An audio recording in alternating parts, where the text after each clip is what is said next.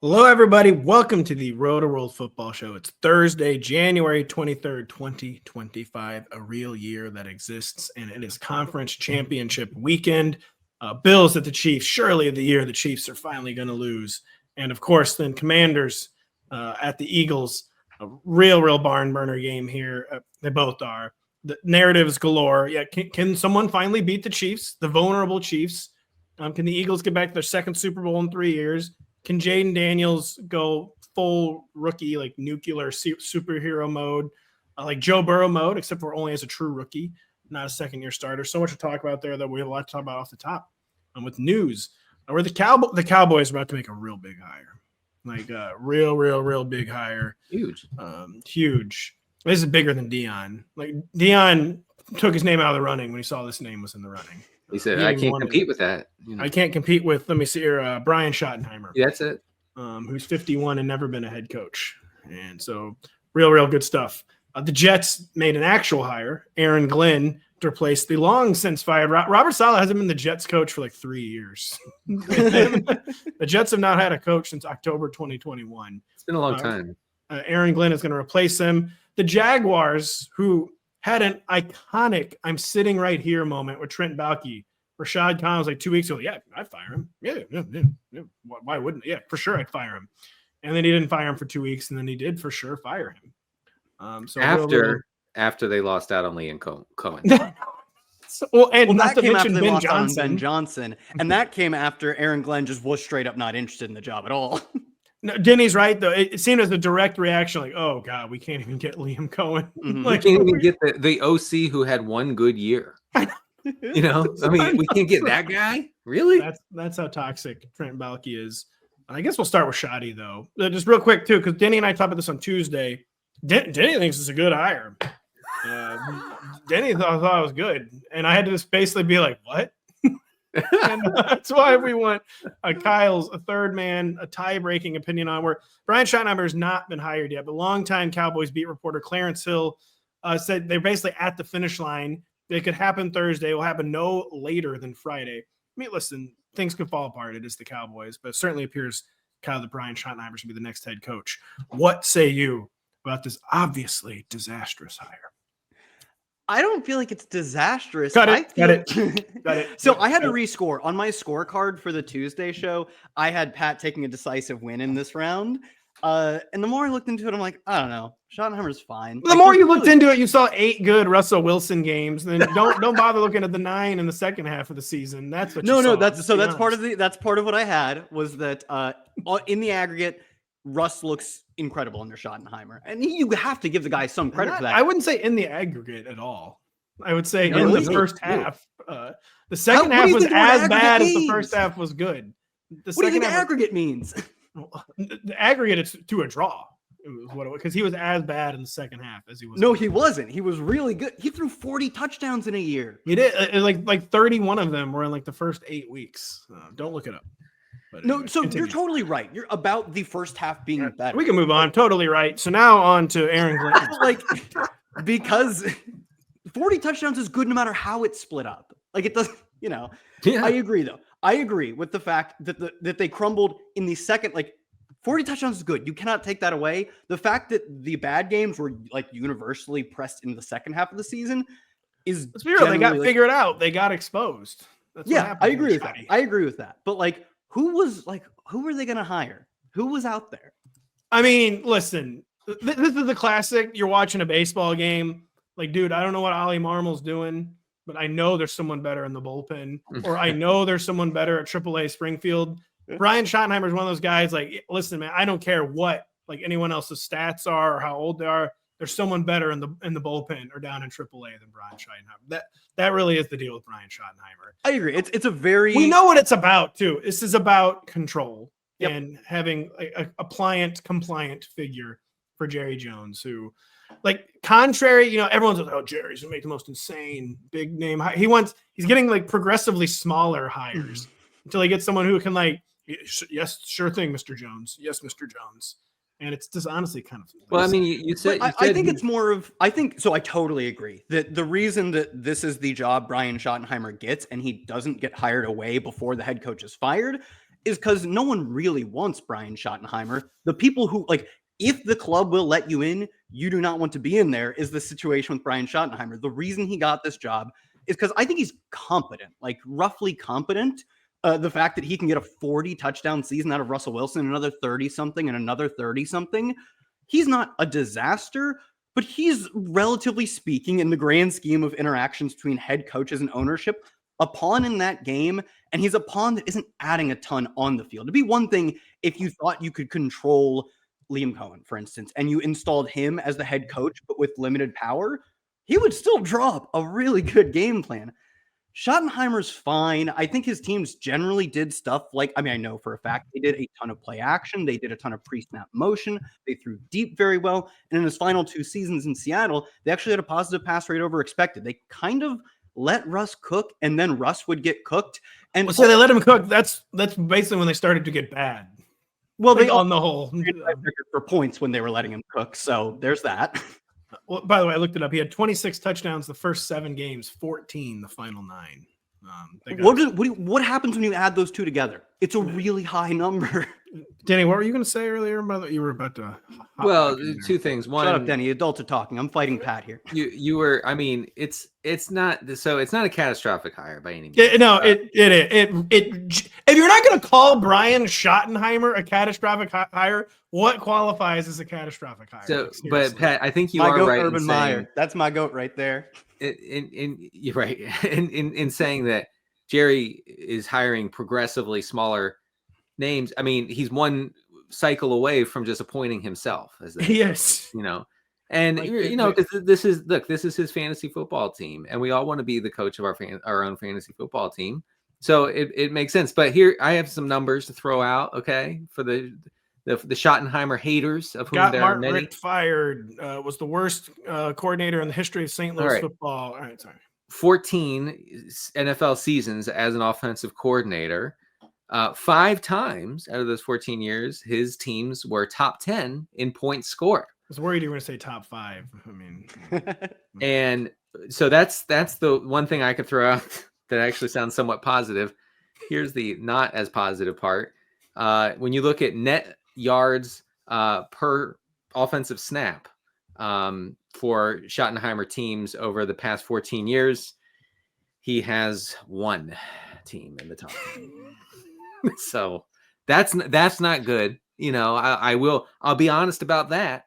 And also that team is the 2023 Cowboys, for which he did not call plays.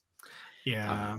Even when not calling, I don't think this is a good hire. I think this is a perfectly below average catastrophic hire, to be clear. I think we're going to fire this guy in 3 years after 3, 8 to 10, maybe 10 win seasons. Well, Kyle, that's where you get to an interesting point about the Cowboys that often goes overlooked, is that their baseline is pretty high. Jerry Jones, somehow on the whole, or at least the people he listens to, have decent overall judgment, where they always create a high baseline. They always have a lot of star talent. It's just always the finishing touches is where it totally falls apart. And this is a classic, he just can't help. He just truly can't help himself. They do 8 or 9 things right, but then they do the 1 or 2 most important things wrong. And that really is the disconnect at the heart of the Dallas Cowboys. Because the reason they're still popular and on TV all the time is because they're always interesting still. They're never truly bad, but they just cannot prevent themselves from undoing all their good work with 1 or 2 bad decisions, basically. And there's zero upside to this hire. The downside, totally I agree with that. I agree. I think with that. Yeah. Outside of what he looks like as a locker room presence, which we just can't. I truly have no clue what he's going to look like. He has coached under some truly historic. Obviously, Pete Carroll being the most recent. I guess also his father, Marty, as he's known. And I guess Mike McCarthy is kind of a historic head coach. He kind of is. He's weirdly not as historic as Marty Schottenheimer, but as Denny knows, Marty could never win a Super Bowl. He could not. I mean, did Jeff Fisher have a Super Bowl appearance / win? Super Bowl L against the St. Louis Rams, 99. Look it up. Is that the one that ends with the touchdown or the non-touchdown? The tackle by Mike short? Jones. Yeah. Yep. Al Michaels on the call forever in my seared in my memory.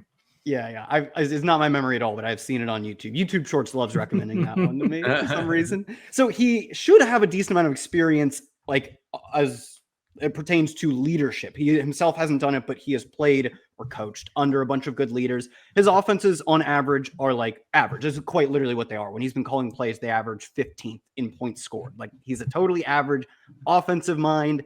He probably has a decent acumen as a leader. And it's just like, in the modern NFL, what is being average across the board worth? It's not going to get you past the Lions. It's not going to get you past a 49ers team that stays healthy. It's not going to get you past the Eagles. But I don't think it means they're going to go 4 and whatever, 13, 4. Once they add the next 3 games to the schedule, 4 and 16. Right? So when they do that, it won't be because of shoddy. It'll be just because the roster is falling apart. Exactly. So I think it's just like resigning yourself to mediocrity, which isn't a catastrophe. It's just, frankly, par for the course for the Cowboys. It's both. It's a catastrophe and par for the course. So Schottenheimer's not been hired yet. We must say, we must clarify. Denny, Aaron Glenn has been hired. It's weird because this is the news we actually know, but there's just a lot less to say about this because basically the only thing we know about the Jets is that Aaron Glenn is the head coach. We don't know anything else for 2025. He's been a defensive coordinator for 4 years. He was a Sean Payton top assistant for 4 or 5 years before that. What can you say about Aaron Glenn becoming the next head coach of the New York Jets? It makes me feel better for the Jets as a team that they went with Glenn, because Glenn seems like the kind of guy who would not sign on if he wasn't given a lot of power and a lot of sway, both in the locker room and maybe even with the front office. So you're not, what I'm saying is you're not going to have Woody Johnson's teenage children telling Aaron Glenn anything. Okay. Like I wouldn't be surprised if Aaron Glenn went in there and was like, look, I know about the kid thing. I read about it in The Athletic. That will not be happening with me. Like, I don't want to see them. I don't want to talk to them. They will not give me 1 ounce of input. They will never physically repulse me. They will never say 1 word to me. We understood. And so I feel like he's that kind of coach, and that's good. That's good. I mean, you need like a powerful figure in there to do that. Who's he going to have next year? It's not going to be Rodgers. Not going to be back. Obviously, he supposedly is open to Rodgers. No, but he's not back. Devontae Adams not going to be back. I don't know. They have good defensive personnel. There's defensive talent to work with. Yes. Yeah. So I think best case scenario here, he can make the most out of their good, if not great, defensive personnel.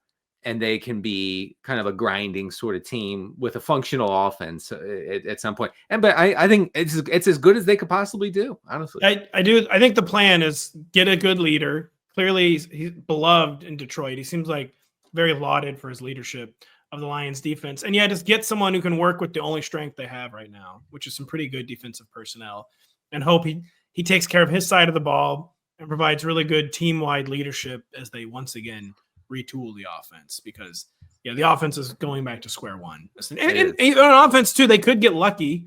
They still have 2 pretty good young cornerstones in Garrett Wilson and Breece Hall. Yeah. Breece Hall, maybe a stretch to call him a cornerstone, but they could even get lucky on offense. So he seems like a definitely like stabilize the ship type hire. We'll worry about what happens after that. And also just the correct kind of hire. Like, there's not, sometimes a retread is a good hire, but you should be hiring the top assistants in the league who've been coaching under the best coaches. He's one of the top assistants in the league who's been coaching under the best coaches. Pretty good outcome for a bad franchise. Right. I mean, shockingly good hire. Like good decision, Woody, if you're listening. Good decision. decision. I yelled myself out on the last one. I agree with all this. Good decision, Brick. The OC names that have been floated out too, I feel pretty solid about. Clint Kubiak, who when he had the confidence to call the fun stuff, was good at it, and then they just kind of sucked for the rest of the year. I don't know. Happens to the best of us. Scott Turner, who generally, when you look at the advanced stuff, is like he calls a decent game, and he's been kind of stuck on some bad teams. The Nepoist baby, but he calls a good game. Yeah, agreed. Very, very Nepo, very baby. But Clint Kubiak, not a Nepo baby. No. Clint's different for reasons we won't. It's crazy that every coordinator in the league, every other coordinator in the league has the name of somebody we watched growing up. It's crazy how that works out. Much. I mean, seriously, we've mentioned 3 in 15 minutes of the show. This one isn't a Nepo. Nick Caley comes from the Rams. No, give it time. You don't know his mom's maiden name. No. Give it time. Comes from the Rams. Coached under Belichick as well. They generally seem to be hiring some, what I think are forward. Maybe we'll see if they actually make these hires, but these are the short list of names that have been floated out. Some generally positive names in terms of how I feel that would improve the offense. And obviously I do think Glenn is going to nail it on the defensive side of the ball. Yeah. A bumbling inept franchise got it right this time. Bumbling inept franchise in the Jaguars right now, who seem like they desperately want to win. They're kind of honestly feel like the Jags and the Raiders sometimes are in the same boat, where I don't necessarily ever like disagree with their process. Even Urban Meyer, like the fail odds were high there, but it was a big swing. He's one of the best American football coaches the past 50 years. It was not as insane as it seems in hindsight to take a shot on him, but it worked out horribly. Doug Peterson had won a Super Bowl within like the past 3 or 4 years. That wasn't insane. It just didn't pan out though. Now, they couldn't get anyone to take the job because they were doing a really bad franchise thing and keeping around a horrible GM and Trent Baalke. So I guess I'll just say, like, is this a Jaguars GM opening? Like, is this even going to be? Is this like more attractive now, or like the Jags just like too radioactive at this point, Denny? Because I don't know. It's when you lose a lot of credit for doing the right thing when you do it way too late. Yeah, I mean, and just for folks who are not grinding NFL news every minute of the day, here's what happened on Tuesday. At shocking development, really, Liam Cohen re-signed or signed a new deal with the Bucs, making him one of the highest paid offensive coordinators in the entire NFL. Right, $4.5 million, I believe. Okay, so he was taught. So after the Ben Johnson domino fell in Chicago, the working assumption was that Cohen to Jacksonville as the head coach, right? So this guy has a chance to be a head coach. What? Sorry, that was so stupid. It's okay. I said get it trending. That was stupid. Sorry about that. So he signs on with Tampa, and then the Jags, 8 hours later, fire Trent Baalke. Because I think it was like, hey, we couldn't get Cohen. Cohen said no, so we got to fire him. So, but now they're left with what? Robert Saleh. It's not good. They're going to make another run at Cohen too, for this exact reason of having done the right thing too late. I don't know if he takes it, right? But he will have the opportunity. Can't take it. He's kind of in the situation Belichick is in, where Belichick clearly signed his contract way too quickly. Way too early. Yeah. Belichick went full Shanny. I guess I'm never coaching again. Oh, he did. You're right. I don't, dude. Maybe wait 2 weeks. No one's even fired yet. Just chill for 5 minutes. He could have had his pick at 4 teams. It's insane. It actually is 4 actually good openings too. Kind of. Bill Dunn messed up. We'll see if Cohen messes up and goes to Jacksonville. So we'll talk about that one more as we get some actual names and coaches start getting connected to that. Apparently, let's see here. Yeah, Patrick Graham. Where is he the defensive coordinator right now? I don't remember. Kellen Moore. The Raiders for Patrick Graham. His name is always floating around. Kellen Moore, fiasco. Joe Brady would be interesting in Jackson. Brady, I think, would be a good hire. I think that's a legitimately good hire there. It would be a good hire. We'll see what they actually do. We'll see when we actually talk about the AFC and NFC championship games when we come right back after this. Manchester City tries to climb back up the Premier League table this Saturday when they face Chelsea. City beat the Blues at the beginning of the season. Can they do it again this weekend? Find out at 12:30 p.m. Eastern exclusively on Peacock. So we talked about fake football. Now it's time to talk about real football. I'll be watching Man City and Chelsea, by the way. But the dreaded Kansas City Chiefs host the now or never Buffalo Bills as roughly 2-point favorites in the latest AFC Championship game to be hosted at Arrowhead Stadium, Denny. To me, this is the Chiefs' clearest chance to lose in several playoffs. As you guys know, I'm a Chiefs dead ender, but this is the most vulnerable spot I've seen in several years. But of course, the pressure on the Bills is extraordinary because everyone senses the same thing I do. This is a beatable Chiefs team, even though they have one loss when trying this year. How does Buffalo pull out this upset on the road? Not much of an upset when you're only 2-point road dogs, but how does Buffalo pull this out on the road, Denny? The Bills, like you see with rivalries that last years and years and years, the Bills have slowly tried to create a roster on both offense and defense that specifically designed to beat the Chiefs. And what I mean by that is on defense, when healthy, they have a bunch of guys and linebackers and then in the secondary who can defend those short areas that Mahomes picks apart, right? And so they've made a point of getting guys to stop that, right? And we saw that work pretty well when these teams faced off in week 11. On offense, they have adopted the whole Chiefs system, which is a bunch it's of literally a carbon copy. It's insane. yeah, which is they've said, okay, Josh Allen, you are going to do the Mahomes thing. You're going to drop out. You're not going to ever make a mistake. You're going to occasionally run. You're going to pick up critical first downs. You're going to check down to our short area guys, Khalil Shakir, the tight ends, Curtis Samuel, whatever, and we're going to plot our way down the field. So the Bills are in position to do it. They beat them in the regular season. The Chiefs played terribly last week. Let's just be honest. It's actually we have to default back to tell me at what point in the game I felt like the Chiefs were going to lose. Oh, I think it shows you how weak the Texans were. Well, it does, but what do good teams do? They never appear as if they're going to lose. I understand. So look, Josh Allen ran a season high 12 times against these guys in week 11. Okay. We're going to see more of that. And I think he needs to have a huge day as a rusher against this man coverage heavy Kansas City defense, because every time this guy plays teams that are playing a lot of man coverage, he just takes off double-digit rushing attempts on the regular. So I actually think that's how they can get them on the ground rather than picking them apart through the air. First off, not enough people are saying on the reg or on the regular anymore. No, they're not. So much for saying that, Denny. And I feel like you just said Allen needs to take off and run. He needs to pass the Lamar Jackson test. I seriously felt like I was going insane watching last year's AFC Championship game. I was like, why is Lamar not running? Yes. Like, what are you doing? Like, you need to, and you're not going to out execute the Chiefs. You basically have to introduce chaos into the game. Nothing is more chaotic than like a bulldozer quarterback taking off and running. Right. Yeah. With Lamar, I was like, this is not the time to like make a point about you being a pocket passer. You do that against the Browns in week 7. You don't do that against the Chiefs. Go ahead. Or you do it last week where he was he did have some bad mistakes early in the game. Lamar was not the reason they lost that game though. But no, you broke down the game basically, I think, to perfection. And it is weird when I look at this. It's like they're trying to out-chief the Chiefs. Yeah. And as we know, that almost never works. This roster is the better version of the Chiefs this year. I was still heads up take Patrick Mahomes over Josh Allen, like without even thinking about it.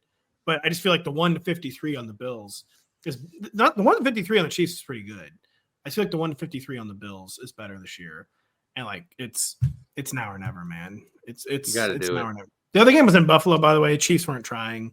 But that was still yeah. You said the Chiefs have one loss when they were trying this year. I'm like, whoa, they're 0-0 when they were trying, man. And I did leave out the one loss when they were trying was to the Bills. Yeah, you did. You seemed to leave that out. I actually had just like kind of forgotten about that. Look, were they trying? Were they not? Like, I don't know. It was the regular season. Who cares? They lost that game to the Bills and easily cruised to the number 1 seed. Did it matter?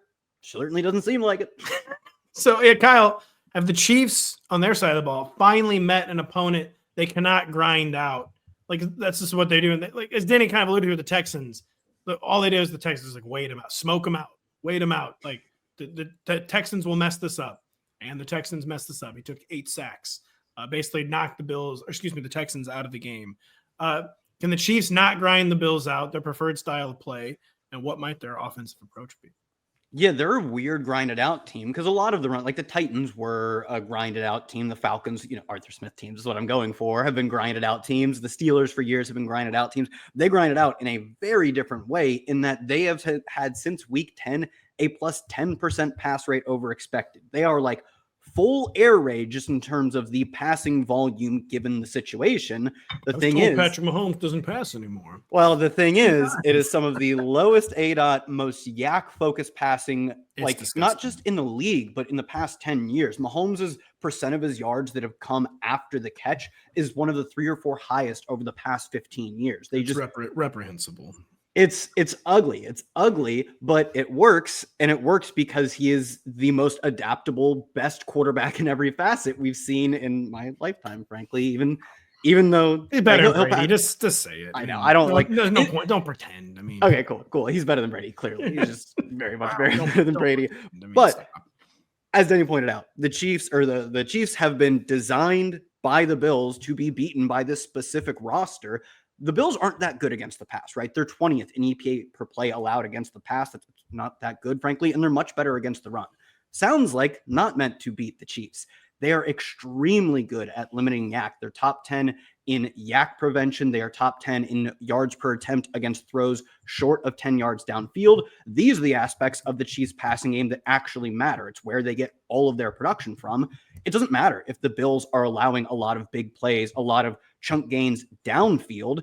The Chiefs they've not even tried that at any point this year because they just don't have the personnel, both in the offensive line and the wide receivers, to consistently generate downfield attempts. They have been more than surviving. They've been thriving without that aspect of their game. The Bills do match up against that specific part of the Chiefs passing attack very well. The whole time you were talking, I've just said yak prevention. I was trying to think of like the worst joke I could ever make about preventing yaks from like destroying your property in the Himalayan region, the Himalayan steppes of Central Asia. Look, in the Midwest, you have to pay a lot for yak prevention. You got to pay a premium. You guys both kind of alluded to a potential problem for the Chiefs. The Chiefs' run game is just like dead. Yeah. Or is it Denny? Like, It's pretty dead. Is the Chiefs' rushing attack dead? Because Isaiah Pacheco is like the classic, like, why did you rush this guy back from injured reserve? Because he does not appear anywhere close to full health. It is not in a good spot. I mean, Kareem Hunt has been more effective over the past couple games. Kareem Hunt appears to be the short yardage and goal line back, and he's good at that. I mean, he's a big-bodied guy, bigger by the week, and he, just bulldozes into the end zone, and that makes him. We'll get into DFS in a second. I think it makes him clearly the better option. He's also running more routes. It's just a disaster for Pacheco. Here, the upshot for the Kansas City backs is this: only 7 teams have allowed a higher rate of rush yards before contact than the Bills. The Bills allow guys to get going and have all season. In fact, they were top 5 in that category for much of the season. So if you squint real hard, it kind of looks like a okay matchup. But I don't anticipate either of these guys, getting there, having any sort of real opportunity here. That's another reason why I just kind of think it's the game the Chiefs are finally going to lose, because the Bills, they're not designed to exploit the Bills' like pretty obvious weakness and getting going against their run defense. And I mean, I can't believe it. I almost feel like I'm betting against Mahomes finally, just because like I can't just bet on it forever. But maybe you can. I mean, it is a situation where it's like he's pushing the limits of how much you can get away with it. He really is. And to be clear, it's at the end of the day, we know it's not getting away with it. It's just like execution and just true. Like the Chiefs are doing what so many teams like claim they want to do, where they're like genuinely living play to play. Like they are matriculating down the field. And I mean, it's very much like the year Harden just kept doing the thing where he swings his arms and draws a foul and goes to the line. But like, what? He was really good that year. It's not fun, but like he was really good that year because he's a really good player. You're going to talk about an abomination, detestable, reprehensible. That Harden year. That was the nadir of North American sports. It was the most boring sports has ever been. It really that was reprehensible. Reprehensible. Oh, and I loved actually during that period. I know we're off track here, but I loved during that period with people would be like, "What? This is entertaining. This is good basketball." No, it's not. It's not. No one would say that. This is the worst thing I've ever seen. Look, I'm sorry, but I can't help but see both Pat and I being like, "What do you mean? Of course he's trying to draw a foul. He's good at it." But for Mahomes trying to draw a targeting foul. Listen, the guy flops one time, and all of a sudden, he's James Harden. Come on. No. I'm saying more so with drawing, specifically the going down late drawing stuff. I think you should be doing that if you're willing to put your body on the line. Go ahead, make a defender make a mistake. There are many ways to force mistakes. One of them is putting yourself in a position to get hurt. And what would be really, really dark for the Bills is what if Patrick Mahomes has more rushing attempts than Josh Allen in this game? Because that's live. Yeah, sure. No one does the more seasons on the line running than Mahomes. For sure. I mean, it's completely measurable too. It's not just like anecdotal. His rushing numbers go through the roof in the postseason, especially in recent years where they haven't had to run him as much during the regular season. I think that Allen is in the same spot and Allen's a more prolific rusher, I think he's in for 12, 14 rushing attempts here. He has to be. He absolutely has to be, or it's over. Yeah, it makes me think that like we're not going to see much from like the receivers for Buffalo. No. It's just going to be the Josh Allen show. Yeah, they might as well not even be on the field. Well, I don't know about that. Should we talk about DFS or should I mean? Are you coming along the dark road with me? You think the Chiefs are finally going to lose? Yeah, I mean so Denny's been down this. He's been at the end of this road. Denny's been crying forever, signaling us down, saying I've been here since 2019, and come on. And I've mostly been with you, Pat. I've mostly been like, who cares? They're the best. It doesn't matter. I think this is it. I think they're gonna lose. I do think they're gonna lose. Yeah. What do you say, Denny? Yeah, I mean, I think the Bills will easily win. Okay, got it. Time out. We got it. They're gonna time out. Yep. Nope. Chiefs win. I'm calling it now. Back to Chiefs. Back to Chiefs. If the Bills win, it's in the final 3 to 4 minutes. Clearly, the final minute or two, and it's not even because of a Chiefs mistake. It's because Josh Allen like converts a 3rd and 7 running to end the game. Like the Chiefs aren't going to lose. I just realized there's no way. Back to Chiefs. I'm going back to Chiefs. The Bills can't close this game out. Like honestly, a complete fantasy to picture Sean McDermott closing this game out. Yeah. It's a fantasy. Who are we kidding, man? I mean, that's the thing though. Like if it's like a nail biter, then the Bills lose. So that's why I'm saying like Bills are going to win going away. Good. I like your rationale. Then you can't call narrow Bills win because they won't win the narrow game. So I like your rationale. Dude, 10 points. I got to find the tweet I had real quick. I can't. Patrick Mahomes has made 131 starts combined between the postseason and playoffs. Yeah. I think the Chiefs have had 8 multi-score losses in 131 games. Like, so you basically it can happen. It can happen. That is the problem. Is like, just it doesn't matter what you're getting a close game, and as we know, more often than not, you're not going to win a close game. It's not luck. It's not voodoo. It's just because that's just who they are. Yeah. The Bills cannot have this be close because they will not. Congrats to the Chiefs on another Super Bowl. Sean McDermott, has he shown anything different, by the way? Like, do we have any faith like he can do this? Like, it's not about the coach most of the time, but like, is he still like melting down at all the biggest moments? Have we seen anything different? I mean, beat the Chiefs once already, I mean, that's not the biggest moment, a regular season game in Buffalo. Oh my God. Hey, that's their Super Bowl, man. It was, yeah. Anything different? Any more belief in Sean, or is it still the same old Sean?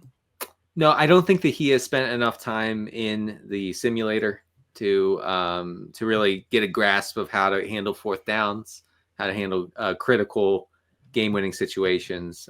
So we're still waiting. We're still waiting on the simulator.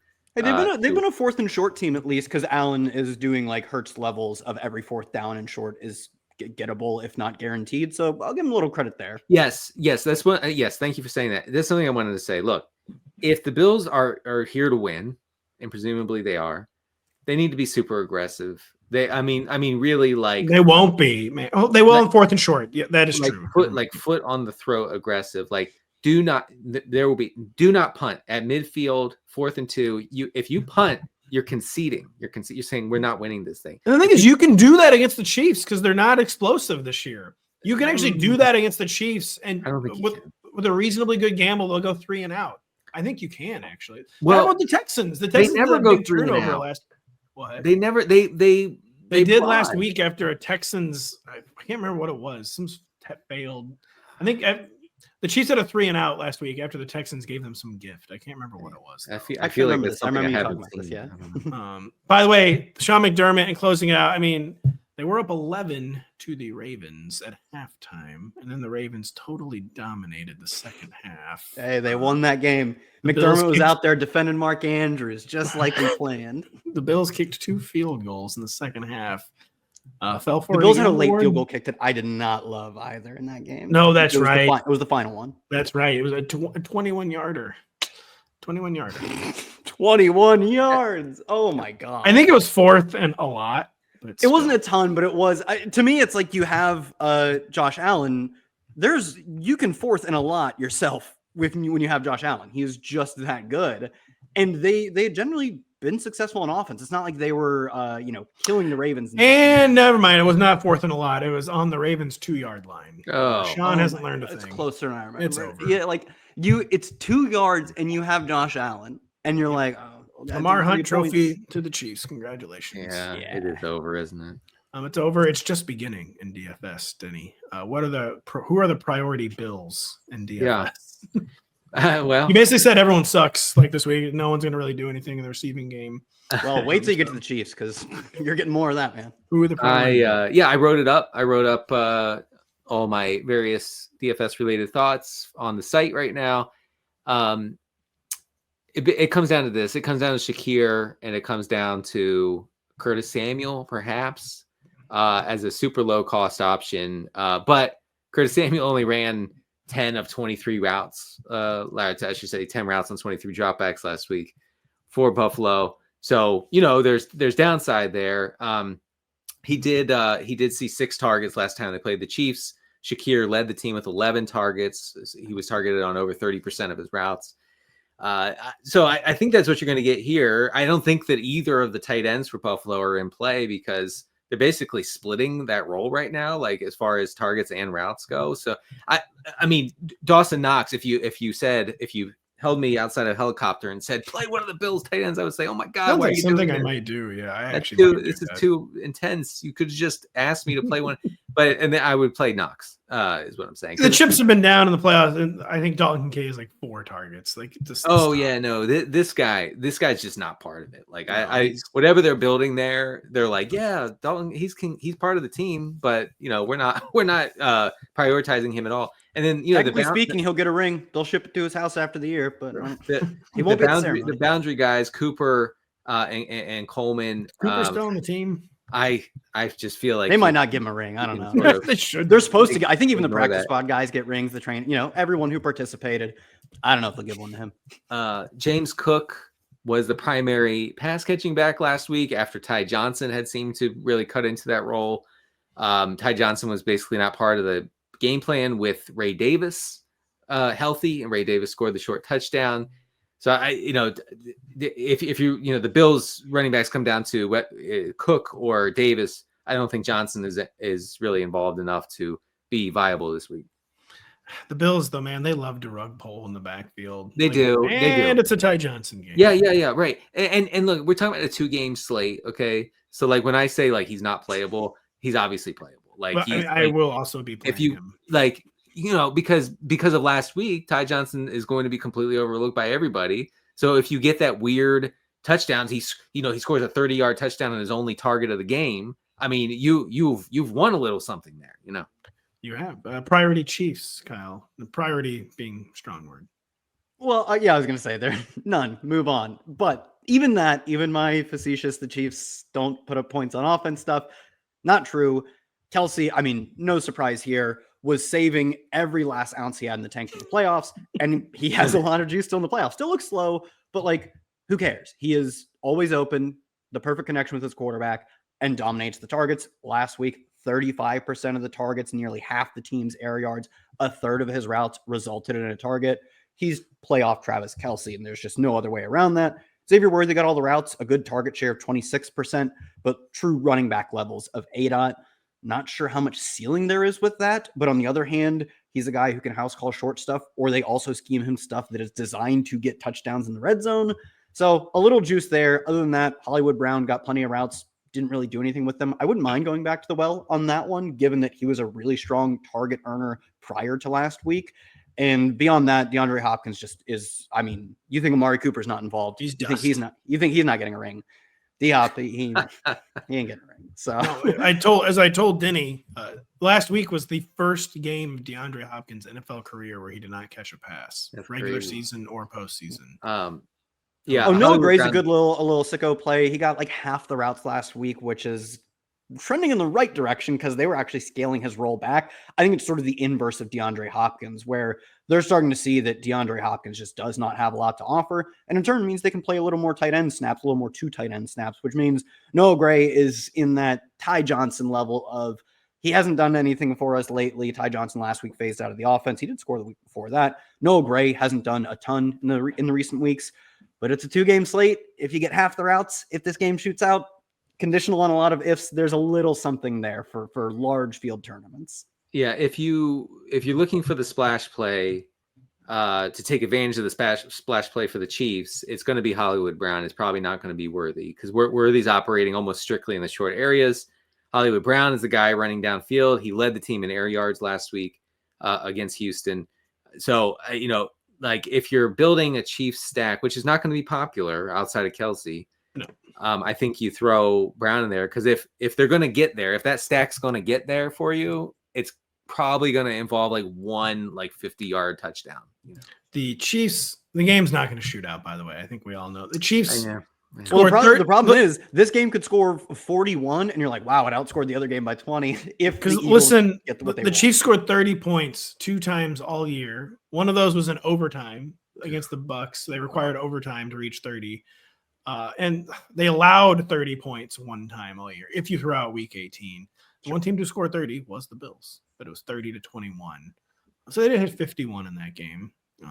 That would be a shootout by this game standards, but the shootouts, that's why, man, I just realized the Bills cannot grind. I was in this round table. I said the Bills were going to win. I was just trying to be cool. Guys, I can't believe you gave up on your Chiefs. I was going to say, Pat ceded the high ground to me on the Patrick Mahomes trutherism, and it's not even for fantasy purposes. It's just for QB wins, baby. And that's what I came for, is for this guy to just win ugly games. So I'm the Bills. They got it. The Bills now, baby. Yeah, the Bills got to fold the franchise if they don't win. Guys, I feel like the one thing the media is not talking about is the Chiefs' defense is kind of vulnerable right now. Mm-hmm. Like they were top half in EPA per play given up over the second half of the season. Like, they can be had, and the Bills seem to understand how to get them. Mahomes is going to be Mahomes and clutch and make cool throws and fake being pushed out of bounds or whatever. But he, the Bills, I think the Bills can really torment this defense. They don't blow it the hell up, blow it up. Sean McDermott out. Hashtag McDermott out. Let's get it trending. Get it trending. Folks, get it trending. Get it trending. We'll get the NFC Championship game trending when we come back right after this. Watch the biggest names in sports talk, including Mike Florio, Dan Patrick, Dan Lebitard, and Matthew Berry, as they cover the biggest moments on and off the field each weekday on the NBC Sports Now channel.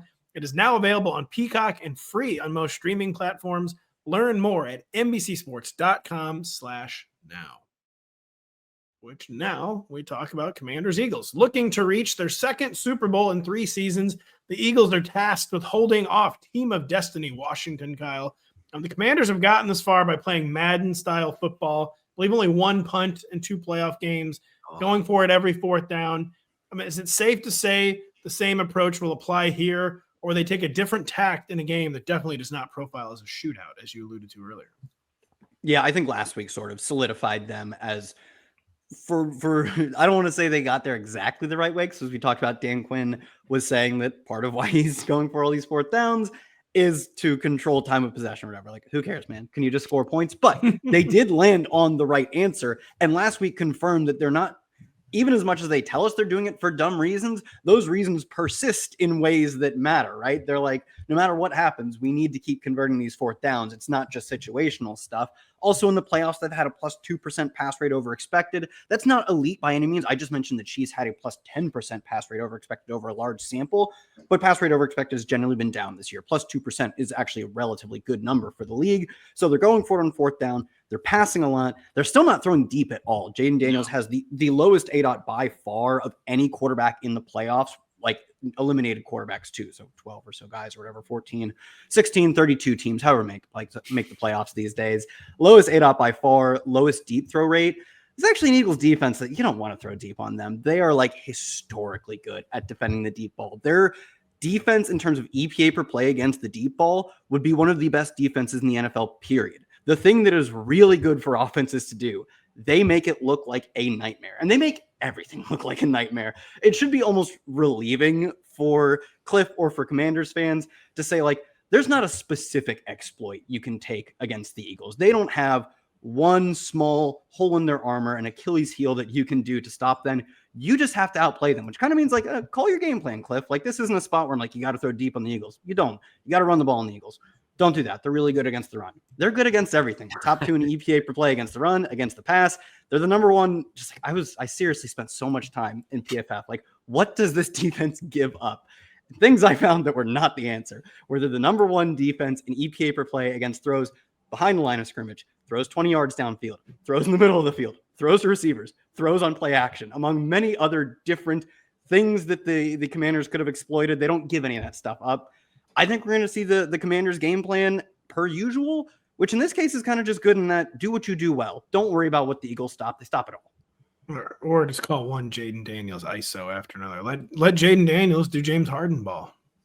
Hey, one thing I did see, Eagles don't defend scrambles awfully well. They're not terrible against it, but they don't defend scrambles or quarterback runs the best.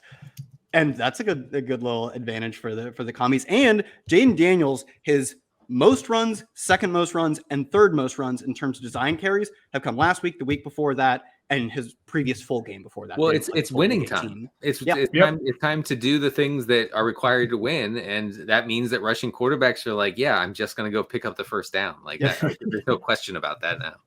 Yeah, no, I couldn't remember how much he had run. 29 playoff rushing attempts.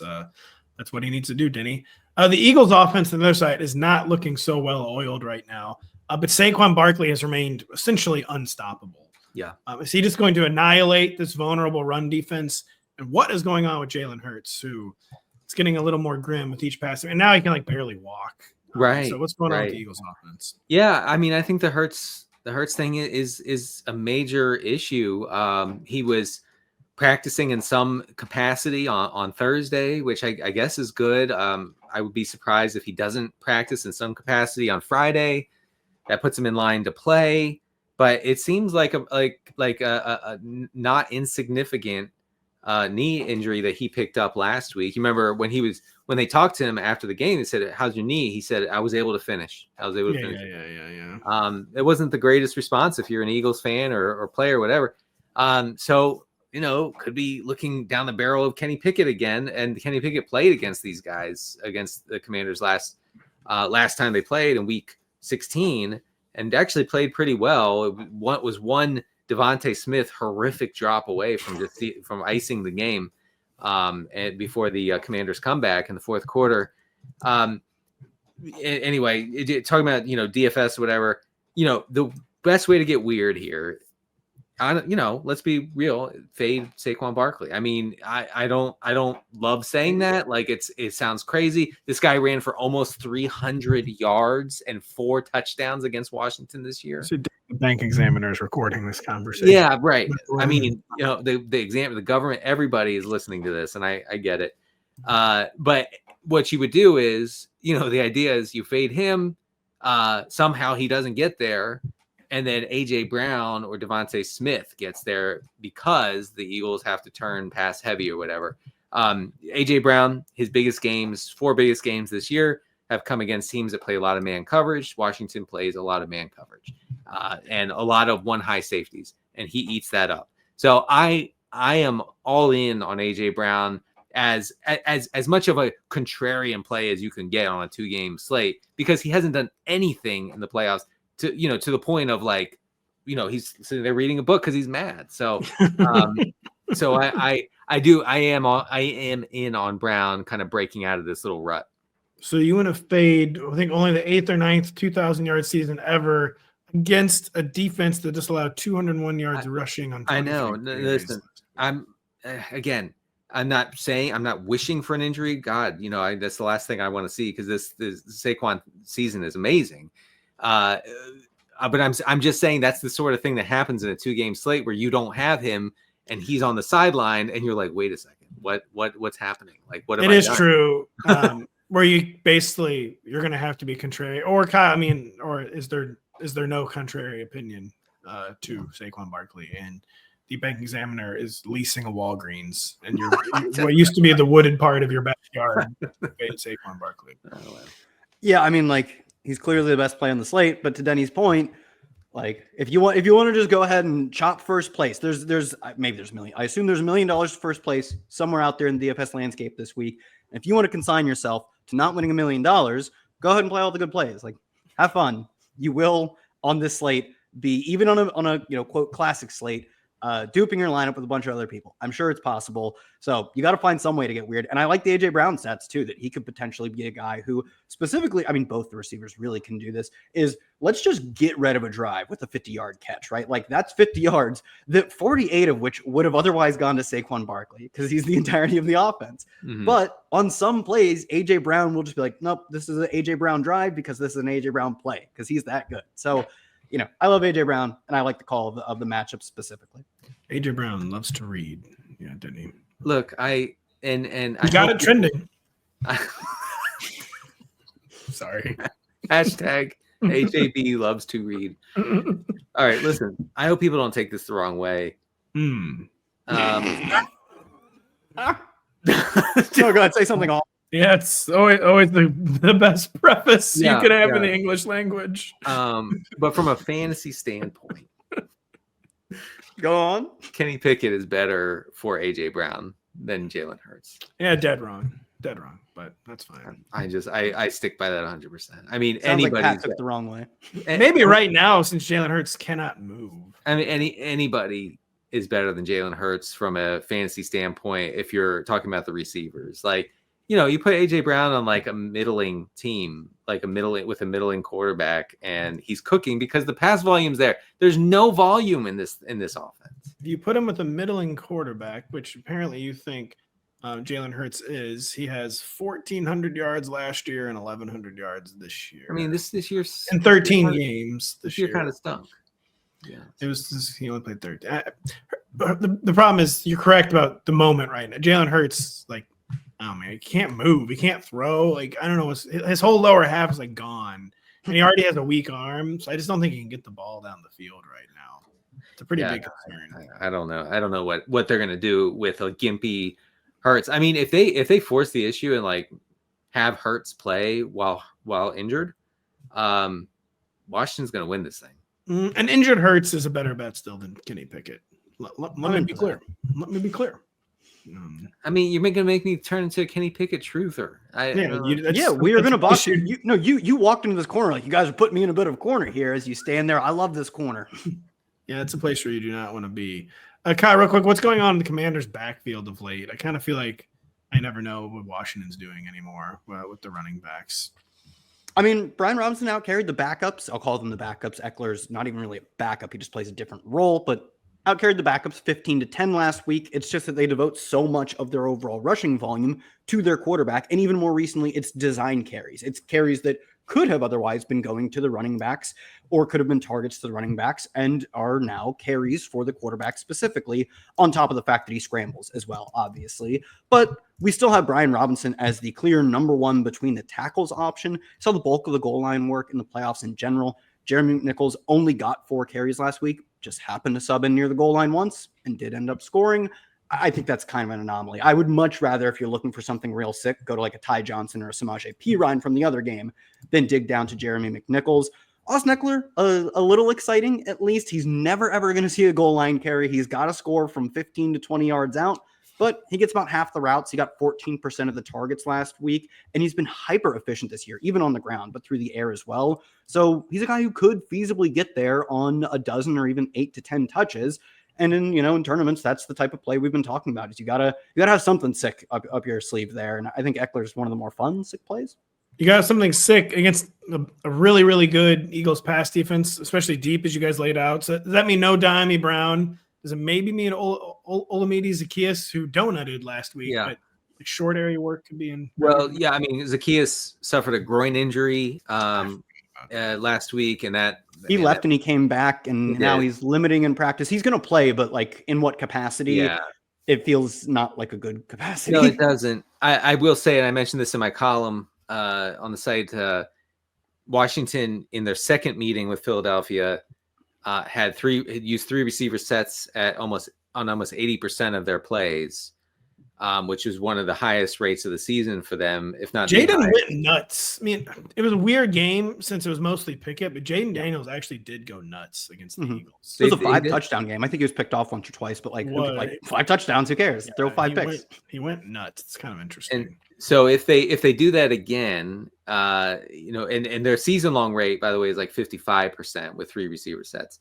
But if they go 3 receiver set heavy again, then that would put Zacchaeus or whoever else, McCaffrey, if Zacchaeus is out, maybe it would put him on the field plenty. It doesn't mean much as far as target getting, but there will be lots of 3 receiver usage. Who do you think is going to win? Washington. I got the Eagles. I think the Bucks and the Lions, for whatever reason, could not dictate the terms of the game. I think that the Eagles will very much be dictating the terms of this game. And the Eagles are going to have the revolutionary concept of forcing a punt once or twice, like making it a 4th down they can't even attempt. And if they go for a 4th down, they may stop them once or twice. The party seems over to me, just to be honest. I mean, unless Jaden Daniels takes the game over. He's the best player on the field already. He's of the 106 players party to this game, or I guess 92 players party to this game. He will be the best one active. But I feel very confident predicting the Eagles will force at least 2 punts. And I just think the Eagles are going to win. But what do you think, Kyle? I'm with you. I mean, obviously, it's easy to just pick the team that has favored by 6 in this game. So, a lot of sharp money coming in saying that the Eagles are correctly priced as nearly touchdown favorites. I will say, my heart does say the Commanders. Like, Jaden's been so good, and I think especially this version of the Eagles. I said a few weeks ago that the Eagles have mounted some minor comebacks. They've gotten down early by 6, by 7 against good teams too. I believe the Ravens got up on them early. Their opening game, the Packers got up on them early, and they didn't give up points. They didn't cede points, and they slowly mounted comebacks.